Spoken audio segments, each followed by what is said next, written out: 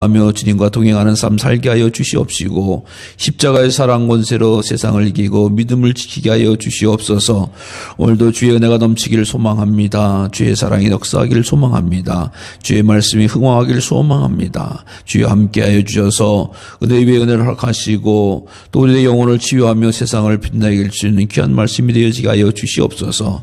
주의 성령의 두루마를 덮여주셔서 능력과 은혜의 시간 될 줄로 믿사오며 사랑이 많으신 예수 그리스도 이름으로 감사하며 기도드리옵나이다. 아멘. 우리가 강림절, 대강절, 또 대림절에서 주님의 오심을, 주님의 강림을, 주님의 임재하심을 기다리는 절기다라고 말씀을 드려서 이제 성탄절을 예수님이 오시는 그런 사건을 우리가 맞이하고 있습니다. 그래서 이 성탄을 기다리는 그런 사람이 신약에 보면 시몬이라고 하는 사람이 나오는데요. 그가 이 세상을 바라보니까 세상에 위로와 소망이 하나도 없는 거야. 그래서 주님의 위로와 주님의 위로를 기다리는 자다라고 해서 그가 의롭고 거룩하게 그 시간을 보내고 있었어요. 그래서 그가 의롭고 거룩하게 보내는 가운데 주님을 만나게 되어져서 감격하고 감동하고 역시 하나님께서는 말씀대로 역사하셔서 우리를 버리지 아니하시고 참 평강을 우리에게 주시는구나라고 하는 것을 말씀해 주고 있습니다. 그래서 우리가 기다림이 없는 삶을 때로는 불행한 삶이다라고 이야기하죠. 기다리는 삶. 이것은 귀하고 아름다운 삶이에요. 좋은 것을 기다려요. 신부가 결혼할 신랑을 기다리듯이 또 다시 오실 주님을 기다리시지. 또 우리가 좋은 멸류관 상급을 받을 것을 기다리듯이 기다린다고 하는 것은 우리를 행복하게 하는 거예요. 그렇지만 그것을 보지 못할 때는 기다릴 수가 없는 거예요. 답답한 거예요. 또 한계가 지어질 수밖에 없다라고 하는 거예요. 그래서 우리가 이 기다림을 통해서 주님을 기다림을 통해서 나의 신랑 주님을 기다리고 나의 구원자 예수님을 기다리고 또 왕 중의 왕을 기다리면서 우리가 이 어렵고 힘든 세상 가운데서 생명과 구원의 빛을 감당해야 될 줄로 믿습니다.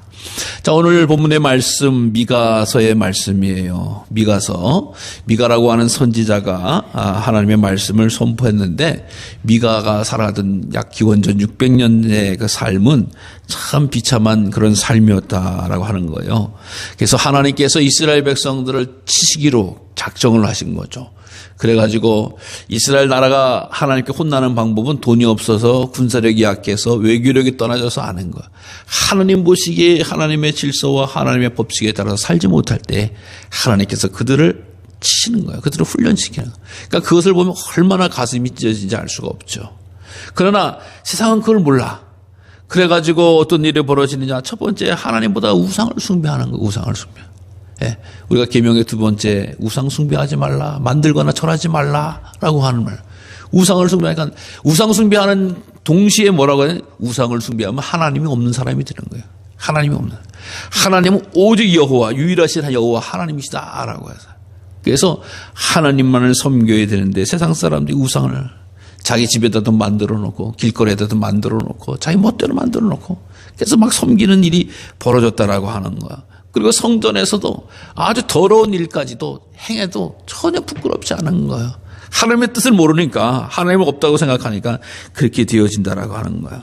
그래 하나님이 가만히 계실 수가 있겠어요? 또 뿐만 아니라 사람들의 마음은 탐욕으로 가득했다.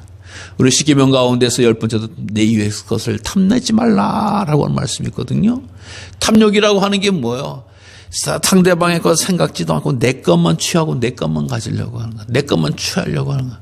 그러니까 주님께서도 오죽하면은 받는 것보다 베푸는 자가 복되도다라고 말씀하시고 내 것만 집착하면은 이게 잘못된 거예요. 근데 사람이 탐욕에 한번 빠지면은 다른 사람 배려하지도 않고 그냥 자기 것만 챙기는 그런 아주 잘못된 삶이 되어진다라고 하는 거예요.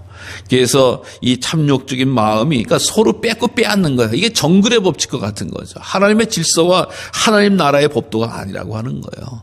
그리고 나서 또 이 거짓 주장이 나타난다.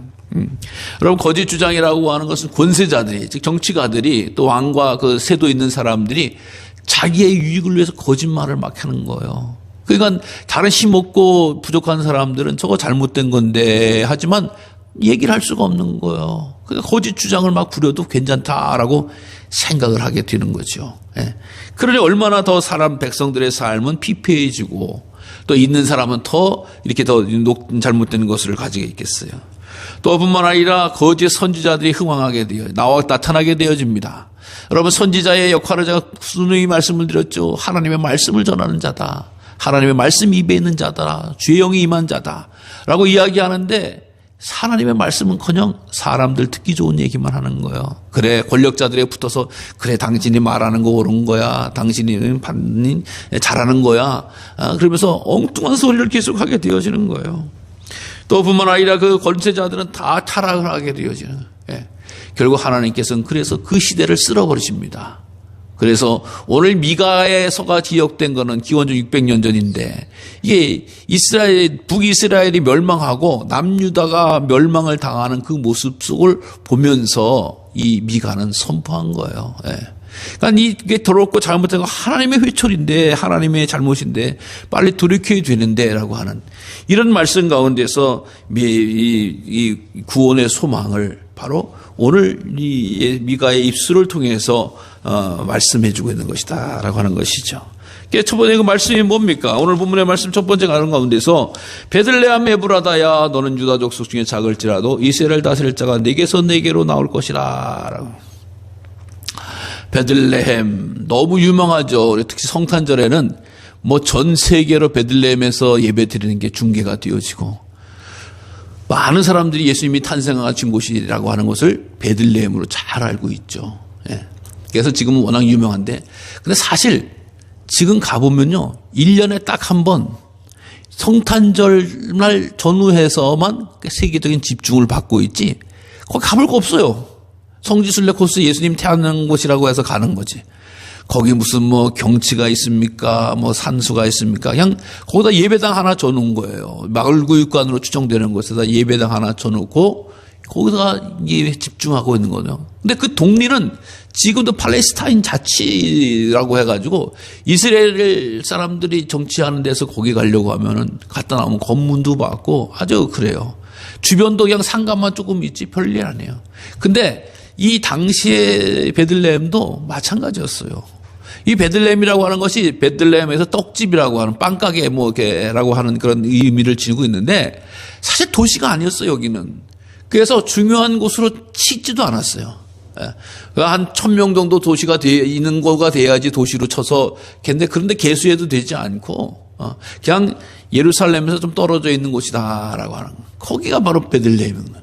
근데 참 신기한 것은 베들레헴에서 예수님이 탄생하셨거든요. 베들레헴에서 예수님이 탄생하신 것은 바로 마리아와 요셉이 베들레헴에 갔기 때문에, 거기서 태어났기 때문에요. 근데 사실 베들레헴의 이 마리아와 요셉의 일터 직장은 어디예요? 갈릴리 나사렛이에요. 나사렛에서 결혼하고 생활하고 있다가 가이사 아구스토가 영을 내려가지고 호적을 하라라고 해서 호적하러 고향집에 간 거예요. 왜? 베들레헴에서 해먹을 게 없거든. 좀 나은 그 갈릴리 나사렛은 바다도 있고 이렇게 물도 있고 그러니까 거기 동네에 가서 하니까 할 수 있는데, 그래 거기 가서 살다가 아구스토가 영을 내려가지고 베들레헴에서 온 거예요. 그러니까 전혀 베들레헴 사람도 아닌데 고향 가가지고 어서 애를 낳은 거예요. 이게 예수님이 되어지는 거죠. 그러니까 베들레헴에서 예수님이 탄생하신 것이다라고 말을 하는 거죠. 그래서 이 베들레헴이라고 하는 것이 그 당시에도 이렇게, 그러니까 오죽하면은 뭐 여관이 무슨 뭐 호텔이 많은 데서여서 방이 꽉 차서 있다는 게 아니라 여관 같은 것도 사실상 거의 없는 거예요. 주막시 같은 거 하나가 있을까 말까 하는데 그게 다 찼다는 거예요. 그래서 예수님이 그 말구육관에서 날 수밖에 없는 거예요. 그러니까 그렇게 작은 도시고 별일 없는 거. 오늘날도 마찬가지고. 근데 여긴 역사적인 그런 배경 하나는 가지고 있었어요. 유다 지파지만 거기서는 누가 태어났냐? 바로 다윗 왕이 태어났습니다. 다윗 왕. 다윗 왕이 어떻게 태어났죠? 그 루는 이방여인 룻에 의해서 보아스와 결혼한 사람의 손자 이렇게 해서 태어난 거 아니겠어요? 그러니까 다윗 왕의 고향이었다라고 하는 것 외에는 거의 등장할 수 없는 그런 작은 도시가 되어졌는데, 이것에 어떻게 해요? 거기서 이스라엘을 다스릴 자가 내게서 내게로 나올 것이다 라고. 이스라엘을 다스릴 자. 여러분, 지금 아까도 말씀을 드렸습니다만 이 나라는 이 남유다는 나라는 망하게 되어지는 거예요. 근데 거기서 다스릴 자가 나온다, 왕이 나온다라고 하는 엄청난. 지금 보세요, 나라가 지금 주변에 강대국이 막 차서 그러는데 거기서 다스릴 자가 나온다라고 하는 것은 땅의 왕, 임금의 세속적인 왕을 이야기하는 것이 아니라 이 하나님이 약속해 주신 그 구세주가 나오신다라고 하는 말씀이죠. 그래서 네개에서 네개로 나온다. 네개서라고 하는 것은 베들레헴에서 네개로 하나님 앞에 나오는데 그의 근본은 상고의 영혼에 있느니라. 그러니까 그는 원래 태초에부터 있었고 하나님과 함께하는 분이었던, 영원전부터 있었던, 태초부터 계셨던 분이다. 그러니까 결국 그가 나온다라고 하는, 하나님의 아들이 이 세상에 온다라고 하는 그런 약속의 말씀이 되어지는 것이다. 그래서 이 베들레헴이라고 하는 것이 정말 도시도 아니고 작은 마을, 그런 동네. 우리식으로 이야기하면 우리 강화에도 무슨 리가 있지만 우리 동네 이름 무슨 꼴 이렇게 부르는 그런 그 정도 되는 동네가 바로 베들레헴이라고 하는 것이죠. 그런 곳에 이 하나님이 오신다. 세상을 다스릴 왕이 오신다라고 하는 전혀 맞지도 않는 이야기예요. 전혀 상상도 할 수 없는 이야기예요. 세상을 다스리는 자가 어떻게 동네 같지도 않은 동네, 사람들 겨우 모여서 살고 있는 동네, 거기서 온다라고 하네. 근데 이 말씀이 몇 년 전에 예수님 오시기 600년 전에 기록된 말씀이에요. 선포된 말씀이라고 하는 거예요. 그러니까 하나님의 약속된 귀한 말씀이 600년 전에 던져졌던 그 말씀이 그대로 우리가 알다시피 예수님 때 이루어지는 것을 보게 되는 거죠. 그러니까 예수님의 탄생에 대해서 성경이 이야기하고 성경이 얘기한 대로 그대로 오신 것처럼 하나님의 말씀에 의해서 하나님의 구원의 계획에 의해서 예수님이 이 땅에 오셨구나라고 하는 것을 알 수가 있는 거예요. 그렇지만 그러므로 여인이 해산하기까지 그들을 붙여주겠고, 그 여인이 그들을 붙여주겠다라고 하는 말이에요. 지금 이 세상이 힘들어지고 어려워지고 곤란해진 것은 그대로 된다라고 하는 거예요. 아기가 뱃속에 있다라고 해서 당장에 그 고통과 어려움이 없어진다라고 하는 거 아니야. 이제 태어나서 활동을 하고 능력을 행해야지 되는데 태어날 때가는 계속 지금 우리가 당하고 있는 어려움과 아픔과 곤란한 것은 그대로 간다라고 하는 거예요. 그래서 예수님께서 이렇게 오셨을 때까지 나라가 어려워지고 힘들어지고 있는 고통, 그와 함께하는 이런 일들이 계속 되어지고 또 그런 가운데서 남은 자가 이스라엘 자손에게로 돌아오리라. 여러분, 남은 자가 누구를 이야기합니까? 바로 하나님의 백성이다라고 하는 거예요. 그러니까 우리는 지난주에도 말씀드렸는데 우리는 남은 자다라고 하는 거예요. 하나님이 구원하시기 위해서 세상에 물들지 않고 죄악 가운데 거하지 않고 우리를 예수님의 이름으로 구원해 주신 자, 그래서 멸망시키기로 작정된 자가 아니라 구원받기로 작정된 자가 남은 자다라고 하는 거예요. 그러니까 예수님 안에서 유다 땅 베들레헴에 태어나신 그 주님 가운데를 믿고 있는 자들을 남은 자 가운데 마지막 때에 구원하게 하고 하나님의 백성으로 삼아 주신다라고 하는 거예요. 그렇게 그들은 어떻게 하느냐라고 하는 것을 보니까 4절에 하나님의 능력과 여호와의 이름의 위엄을 의지하고 서서 목축한다. 하나님이 통치하신다. 하나님이 다스려준다. 하나님의 능력 가운데 거한다라고 하는 거야. 여러분, 목축한다라고 하는 말씀, 우리가 짐승을 키워보시는 분들은 잘 알잖아요. 짐승은 알아서 하는 게 아니잖아요. 어떻게? 목자가, 주인이 챙겨줘야지 되는 거예요. 그래서 목회자다라고 하는 건 이 목차와 같은 거는 심령이 돼야 돼. 그래서 나는 선한 목자다라고 주님이 말씀하셨듯이 아무리 그래도 힘들고 어려운 사람을 챙겨주고 다스리고 감싸주고 이끌어줘야지 된다. 그러니까 예수님 안에 있는, 예수님을 믿는 자들은 주님께서 위로해 주시고 챙겨주시고 은혜로 덮어주시고 위엄으로 함께 해주신다라고 하는 거야. 여러분, 그래서 우리는 목자 되신 주님을 집중해서 봐야 돼요. 우리가 주님만 의지하고 주님 말씀만 사모하고 주님만 따라가는 것이 우리의 가장 귀하고 복된 일이라고 하는 거예요. 그의 은혜의 날개 아래 거해야 되는 것이 귀한 일이에요. 그래서 그가 이제 창대하게 되어지고 땅끝까지 미치리라. 그래서 이 주님의 말씀이, 주님의 은혜가 이 세상에 베들레헴 땅에, 유대 땅에 있는 것이 아니라 땅끝까지 있는 모든 백성에게 은혜의 날개, 평화의 날개, 사랑의 날개 아래 거해야 된다라고 하는 이런 것을 알려주고 있는. 그러니까 주님이 폭 좁은 주님이 아니에요. 온 세계 만방에 계신 주님이고 이 사람이 평강이 될 것이다. 즉 예수님을 믿고 예수님을 따르고 예수님을 쫓는 자는 평강을 받고 평화를 누리게 된다. 샬롬이라고 하는 거야.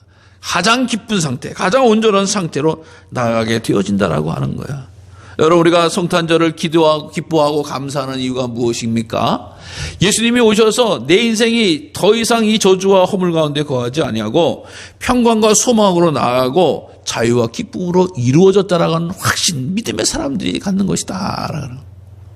그래서 우리가 사람으로는 할 수 없으되 하나님이 할 수 있는 것은 평화를 누리는 거예요. 예.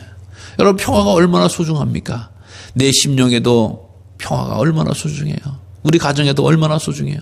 더 나아가서 이 나라에도 평화가 얼마나 소중하냐고, 평강이 얼마나 소중하냐고. 예. 그래서 내 심령에 이런저런 근심과 염려, 걱정했을 때 평화를 내 힘으로 누릴 수가 없어요. 어떻게 해요?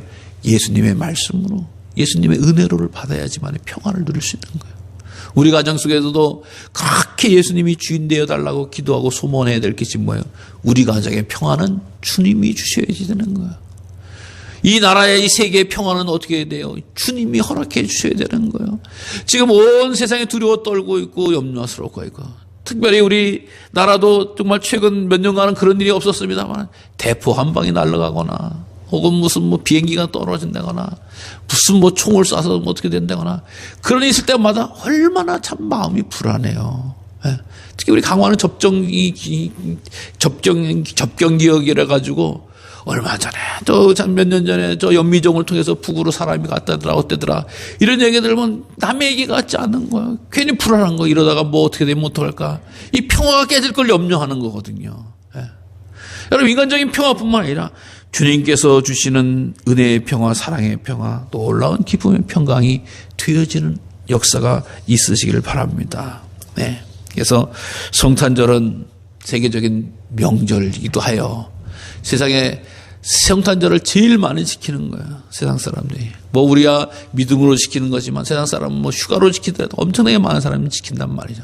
정말 이 땅에 진정한 평화는 구원자 예수님이 오심으로 말미암아서 이루어진다라고 하는 사실을 반드시 기억하시기를 바랍니다. 그래서 하나님의 구원의 약속의 말씀은 성취되었습니다. 사람 눈으로 볼 때는, 사람 귀교명으로 볼 때는, 사람 생각으로 볼 때는 보잘것없는 그 유대 땅 베들레헴에 오셔서 활동하시고 구원하시고 말씀대로 부활하시고 말씀대로 다시 오실 주님이 있다라고 하는 것을 꼭 기억하시면서 하나님의 구원의 성취에 우리가 초대받은 자고 인정받은 자고 그 자리에 나가는 자라고 하는 사실을 늘 기억하시면서 기쁨과 감사로